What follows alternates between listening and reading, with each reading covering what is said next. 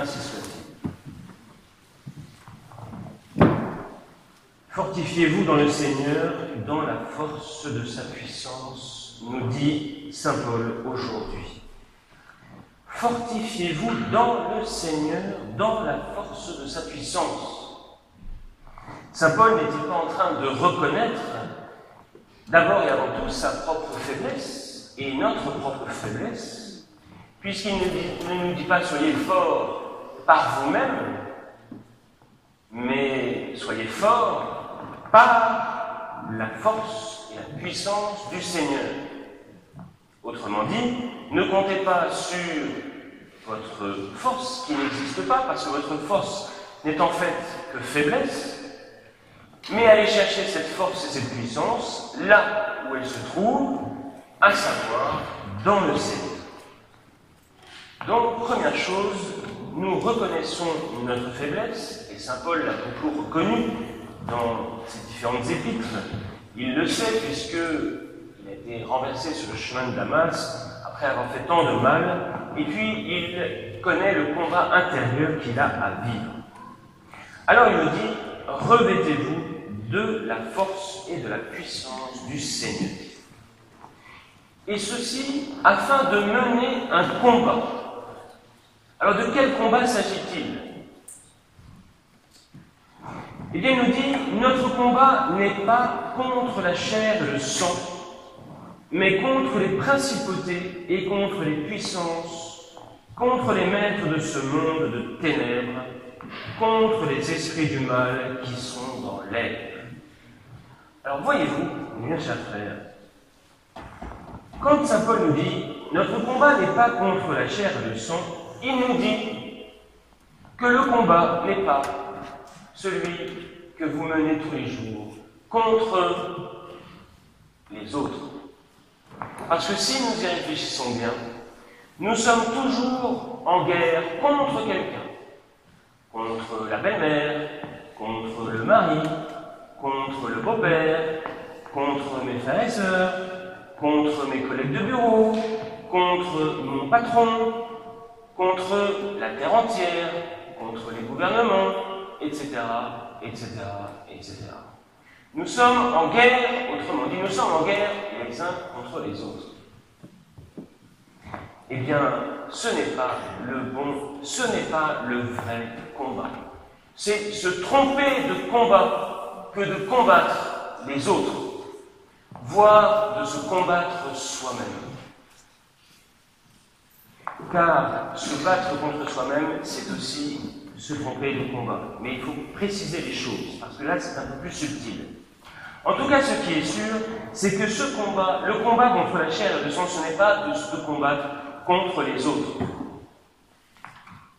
Le combat que nous avons à mener, nous dit saint Paul, c'est le combat contre les démons, c'est-à-dire contre les anges déchus, contre ceux qui sont en enfer pour l'éternité et qui cherchent à nous y emmener. Voyez-vous déjà, il faut que nous fassions bien attention et que nous ne nous trompions pas de combat. Le combat que nous avons à mener est un combat contre des puissances invisibles qui ont des effets bien visibles. Mais les ennemis sont invisibles. Ce n'est pas directement ma voisine, mon voisin, mon père, ma mère, mes frères et sœurs, etc. Alors, devant ce combat, eh bien, saint Paul nous dit de revêtir la force de Dieu. Quels moyens avons-nous ? Eh bien, il nous dit, prenez l'armure de Dieu, afin qu'au jour mauvais, vous puissiez résister et tenir en luttant jusqu'au bout. Tenir et résister jusqu'au bout aux attaques du démon. Le démon qui veut nous entraîner à sa suite dans la révolte contre Dieu. Quand nous menons un combat, mes chers frères, ici nous dit que nous devons lutter jusqu'au bout. Un combat, c'est une somme de petites batailles à mener, parfois des petites, parfois des grandes, et c'est seulement à la fin qu'il y aura une victoire ou une défaite. Ce que je veux dire par là, c'est que nous pouvons, au cours de ce combat que nous avons mené, avec plus ou moins de courage, nous pouvons perdre certaines batailles. Cela ne veut pas dire pour autant que nous aurons perdu la guerre. Donc ce que saint Paul nous dit, c'est que nous devons gagner la guerre. Mais il ne nous dit pas que nous n'aurons pas certaines chutes, que nous n'aurons pas certaines batailles que nous aurons perdues. Quand je parle de batailles que nous pouvons perdre, je pense évidemment aux péchés que nous pouvons faire. Nous pouvons effectivement nous prendre les pieds dans le tapis et nous chutons.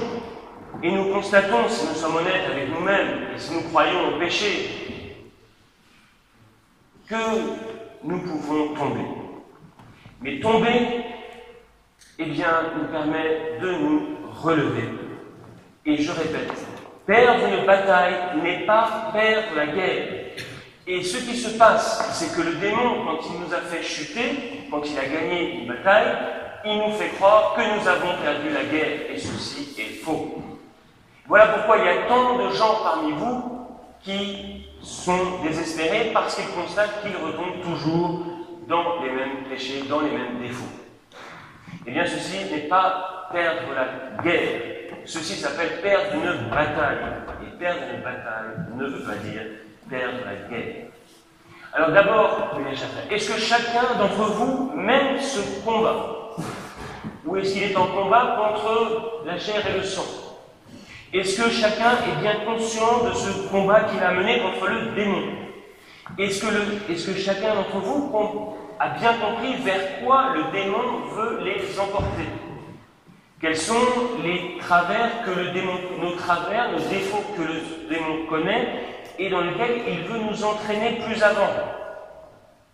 Est-ce que nous avons conscience de perdre parfois des batailles? Est-ce que nous sommes conscients que nous faisons des péchés, que nous avons besoin du sacrement de pénitence? Est-ce que nous avons envie de nous relever? Ou est-ce que parce que nous sommes tombés une fois, nous disons « Ah ben c'est fini, comme les enfants, vous savez, il y a parfois les enfants, ils étaient en train d'apprendre à rouler avec leur petit vélo, là, et puis boum, ils sont tombés. Et alors il y a des enfants qui ont un peu mauvais caractère et qui disent « Ah ben c'est fini, je ne monterai plus jamais sur le vélo, je n'y arriverai jamais !» Qu'est-ce que doit dire le parent? Relève-toi et reprends ton vélo et tu vas avancer, tu vas y arriver. Mais il y a des enfants comme ça, c'est une question de caractère.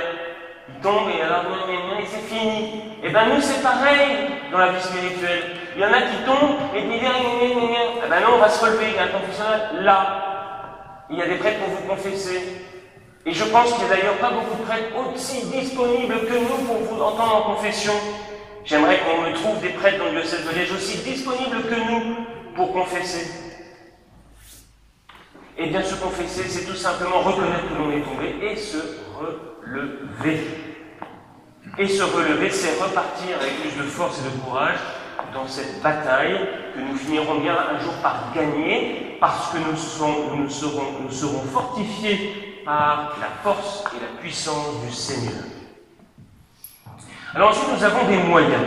Nous avons des moyens, nous dit saint Paul. Il nous dit, prenez l'armure de Dieu, tenez ferme, ayant pour ceinturon la vérité. Donc, le ceinturon de la vérité, c'est-à-dire que nous avons un atout avec nous, nous avons un moyen très puissant dans ce combat, c'est la vérité. Est-ce qu'à chaque instant de ma vie, est-ce qu'à chaque parole, je parle juste, je parle vrai? Ou est-ce que je mens aux autres et je me mens à moi-même? Est-ce que je suis honnête avec moi-même? Ou est-ce que je ne le suis pas? Nous avons le ceinturon de la vérité, nous dit saint Paul. Ensuite, il nous dit, nous avons la cuirasse de la justice. Est-ce qu'à chaque instant de ma vie, je cherche à rendre à chacun ce qui lui est dû, à commencer par Dieu, et puis ensuite, chacun de mon prochain? Donc la justice. Ensuite, nous avons des pieds chaussés du zèle pour l'évangile de la paix. Incroyable. Incroyable cela. Pourquoi? Eh bien parce que saint Paul nous parle de l'évangile de la paix et non de la guerre, alors que nous sommes en pleine guerre. Mais c'est une guerre pour la paix. Est-ce que effectivement, ce que nous cherchons, c'est que l'Évangile soit véritablement notre motivation profonde pour ce combat. Est-ce que nous combattons pour l'Évangile et pas n'importe quel Évangile, un Évangile de paix? Est-ce que nous avons ce zèle pour l'Évangile? Est-ce que nous connaissons simplement l'Évangile? Est-ce que nous lisons un peu l'Évangile? Est-ce que chacun d'entre vous lit l'Évangile? Hélas, j'en doute.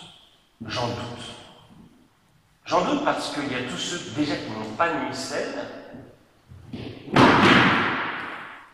Il y a ceux qui n'ont même pas de missel.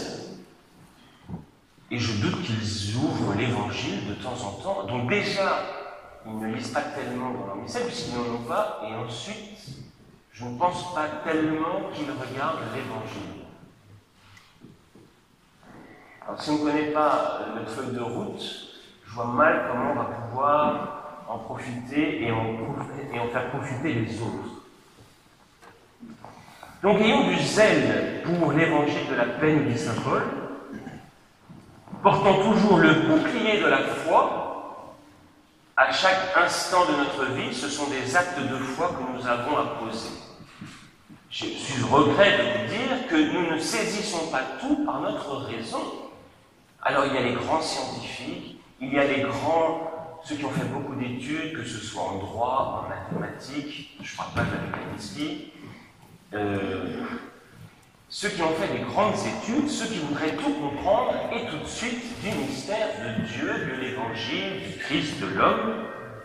Eh bien, je suis au regret de vous dire que cela n'est pas possible. Ce n'est pas possible parce que cela voudrait dire que nous serions Dieu. Eh bien non, ce n'est pas possible.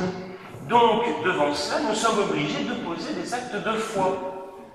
Alors, est-ce que je pose des actes de foi? Oui, mon Dieu, je crois. Je ne comprends pas, mais je crois. Il y a tellement de gens qui voudraient comprendre avant de poser l'acte de foi. Eh bien non, mes bien chers frères, il faut poser l'acte de foi afin de comprendre. Nous avons donc le bouclier de la foi comme moyen dans ce combat. Et puis ensuite, nous avons le casque du salut et le glaive de l'esprit, c'est-à-dire la parole de Dieu. La parole de Dieu, c'est encore l'Évangile. C'est aussi tout l'enseignement de l'Église. Tout ce que nous avons à disposition. Nous avons des bibliothèques entières de livres, d'écrits des papes, depuis 2000 ans. Tout cela est à notre disposition. Qu'est-ce que nous en faisons? Eh bien non, nous préférons regarder la télévision. Nous préférons regarder, il n'y avait pas du rugby là hier ou quelque chose comme ça. Alors voilà. Et puis après on va même à Halloween, toutes ces fêtes idiotes et horribles. Voilà ce que font les chrétiens. Halloween, le rugby, la télévision. Et après on voudrait être chrétien, après on voudrait aller au ciel, après on voudrait, je ne sais pas d'ailleurs ce que l'on veut. Mes chers frères, vous voyez, entrant dans ce combat, est-ce que nous le voulons vraiment? Quelles sont nos motivations profondes? Il faut bien s'interroger sur tout cela. Et puis bien sûr, bien demander au bon Dieu, et qu'il nous donne le goût pour le combat, et pas n'importe lequel, bien sûr, le combat contre les puissances des ténèbres, et non contre notre prochain. Au nom du Père, du Fils et du Saint-Esprit, ainsi soit.